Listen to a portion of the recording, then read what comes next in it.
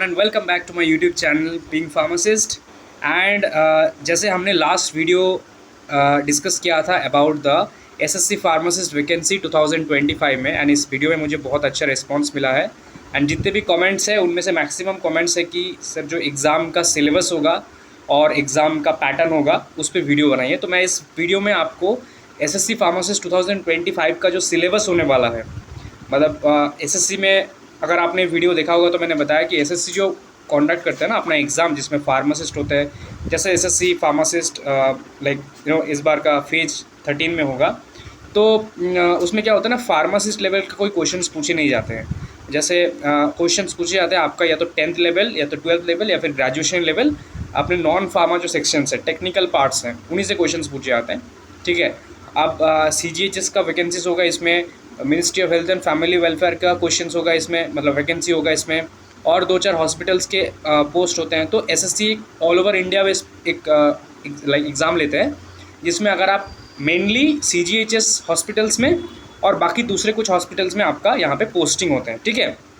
लेकिन इसका सिलेबस अगर आप लोग देखोगे ना, तो ये जो वैकेंसी होता है वो क्लास 12 लेवल का वैकेंसी होता है। मतलब जैसे मैंने आपको कहा 3 तरीका का वैकेंसी होता है एक्चुअली। एक तो matriculation level, +2 level and graduation level. तो अपना जो फार्मासिस्ट का एग्ज़ाम होता है वो +2 लेवल को फॉलो करते हैं, मतलब 12th लेवल का सिलेबस। लेकिन क्वेश्चंस जब हम लोग देखेंगे एक्चुअल में, तो क्वेश्चंस ग्रेजुएशन लेवल ही आपको देंगे। तो आपको मैं सजेस्ट करूँगा, मैं 1 या 2 बुक्स का लिंक दे रहा हूँ डिस्क्रिप्शन बॉक्स में। आप अगर आपको एसएससी का प्रिपरेशन लेना है तब उन बुक्स को ख़रीद ज़रूर लेना, क्योंकि एसएससी का प्रिपरेशन आपका जो फार्मा के डिफरेंट बुक्स आते हैं जिनमें थोड़ा बहुत नॉन टेक्निकल पार्ट्स रहते हैं, उन पे बिल्कुल ट्रस्ट मत करना, क्योंकि उतने से में आपका एसएससी क्लियर नहीं होगा। फ्रैंकली स्पीकिंग, आपको एसएससी CGL या तो फिर CHSL इस लेवल का ही आपको प्रिपरेशन लेना पड़ेगा। जैसे मैंने आपको कहा, इस बात का ध्यान रखना। आप फार्मासिस्ट के नॉन टेक्निकल पार्ट जैसे दूसरे क्वेश्चंस में पूछा जाता है रेलवे वगैरह, उसमें मत रहो, क्योंकि उसमें से आपका होगा नहीं। ठीक है। क्योंकि एसएससी का क्वेश्चंस या ये लोग जैसे भी बोले टफ रहता है। सो मैं यहाँ पे आपको एग्ज़ाम का डिटेल्स एंड सिलेबस थोड़ा सा बता दूंगा आपको। बाकी आप ये PDF तो आपको मिल जाएंगे ईजीली, आप गूगल कर लेना बस, है ना।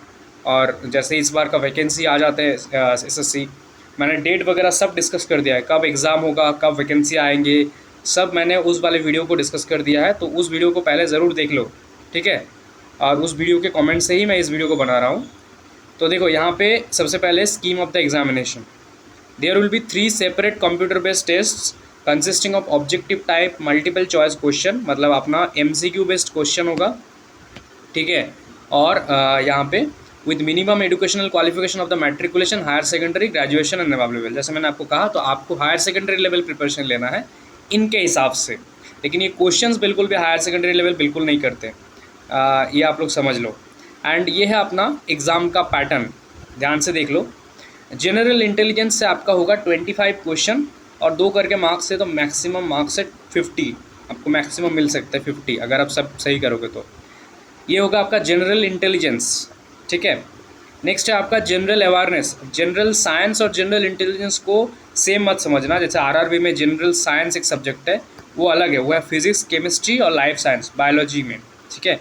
और ये है जनरल इंटेलिजेंस अपना, ओके, मतलब आपका रीजनिंग वगैरह से। और यह अपना जनरल अवेयरनेस, यह आपका current affairs plus general knowledge. और यह आपका क्वान्टिटेटिव एप्टीट्यूड, मतलब आपका एरिथमेटिक्स, मैथमेटिक्स के जो एरिथमेटिक्स पार्ट्स हैं उनसे क्वेश्चन देंगे, नॉट जियोमेट्री, ट्रिग्नोमेट्री, अलजेब्रा, सिर्फ एरिथमेटिक्स हैं इनके हिसाब से। और एक है आपका इंग्लिश बेसिक लैंग्वेज, तो आपको इंग्लिश प्रैक्टिस करना है। ये हो गया आपका 50x4, मतलब आपका 200, और आपको टाइम मिलेंगे 60 मिनट्स। 80 मिनट्स होंगे उन कैंडिडेट्स के लिए जिनके पास स्क्राइब्स है, सर्टिफिकेट्स हैं। नेगेटिव मार्किंग होगा आपका 0.50 नेगेटिव होगा हर एक रॉन्ग आंसर पे।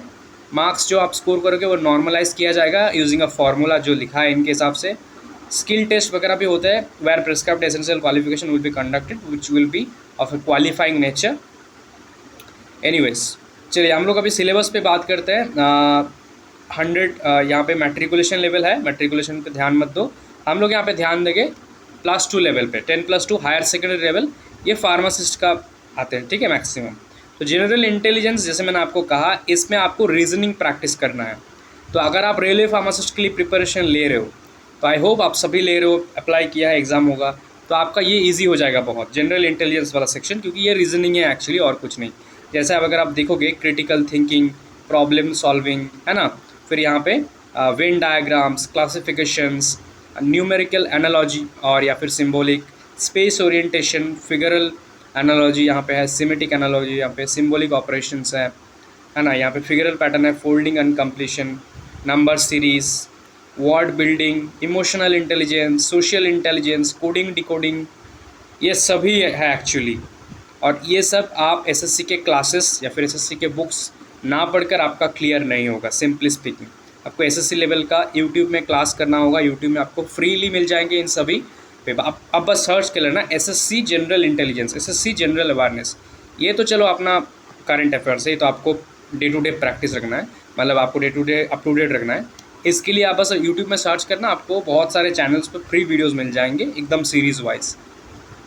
बट एसएससी लेवल सर्च करना, ठीक है, CHSL लेवल या फिर CGL लेवल, जो मर्जी आपका, क्योंकि जितना आप हार्ड प्रैक्टिस करोगे उतना ही बेटर है। यह है अपना क्वांटिटेटिव एप्टीट्यूड। और उससे पहले हम लोग जनरल अवेयरनेस पे चलेंगे। ये होगा आपका जनरल अवेयरनेस से क्वेश्चंस देंगे of the environment, its application to the society. Questions are design to test knowledge about current events and of such matters of everyday observation, experience in the scientific aspects as be expected in educated person.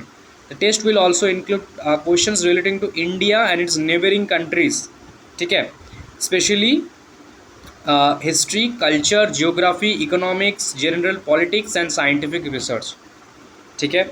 Next आपका है quantitative aptitude, huge syllabus है आपका, लेकिन यहाँ पे डरने की ज़रूरत नहीं है, क्योंकि ये सिलेबस देखने में ऐसा है, ये जैसे आरआरपी का सिलेबस है आपका मैथमेटिक्स का, सिमिलर है। यहाँ पे स्टार्ट कर रहा है, एक एक करके आपका हो जाएगा। जैसे एरिथमेटिक्स है, उसमें नंबर सिस्टम हो गया, डेसिमल्स हो गया, फ्रैक्शंस हो गया, रिलेशनशिप्स के हो गए क्वेश्चन, परसेंटेज हो गया, रेशियो प्रोपोर्शन हो गया, स्क्वायर रूट निकालना हो गया, है ना।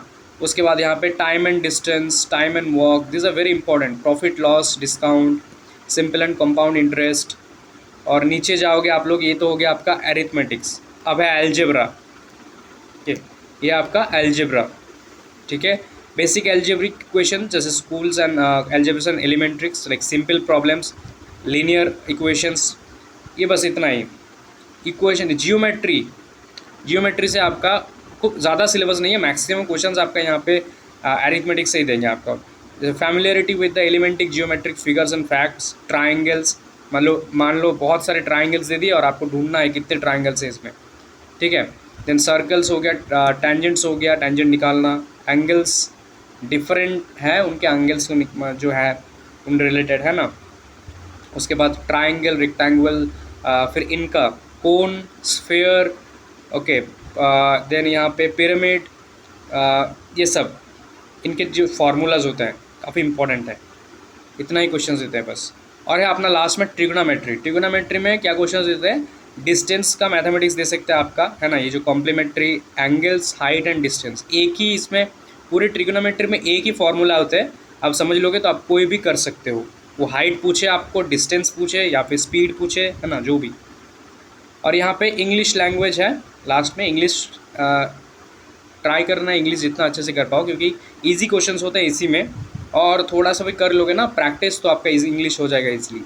यहाँ पे जैसे एरर स्पॉट करना है, फिल इन द ब्लैंक्स है, सिनोनिम्स, एंटोनिम्स, एंड यहाँ पे स्पेलिंग, मिसस्पेल्ड वर्ड्स उनको डिटेक्ट करना, स्पेलिंग डिटेक्ट करना, idioms and phrases, one word को सब्सटीट्यूशन करना, मतलब कोई एक पर्टिकुलर वर्ड जो रॉन्ग है पूरे सेंटेंस में, वॉइस चेंज यहाँ पे है, नरेशन चेंज है, यहाँ पे सफलिंग है, सेंटेंस पार्ट्स, और यहाँ पे क्लोज पैसेज, कंप्रेहेंसिव पैसेज, मतलब एक पूरा पैसेज दे दिया और उससे क्वेश्चंस देंगे, ये सभी होगा इसमें, ठीक है।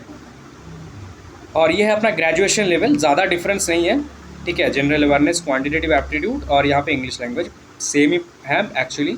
जैसे मैंने आपको कहा, सबसे पहले आप सिलेबस को पूरा नोट डाउन करो। जेन्युइनली अगर आपको प्रिपरेशन लेना है तो इसके लिए सिंपल, जैसे मैंने कहा, यूट्यूब पे जाओ, सर्च करो, आपको ढेरों वीडियोस मिल जाएंगे, क्लासेस मिल जाएंगे रेगुलर बेसिस पे। और बुक्स मैं 2 लिंक दे रहा हूँ, टैग भी कर रहा हूँ, अगर यहाँ पे होगा यूट्यूब पे तो टैग भी कर दूँगा, आप लोग देख लेना, अगर चाहो तो खरीद लेना, ठीक है। Thank you so much, please like, comment, share and subscribe the channel.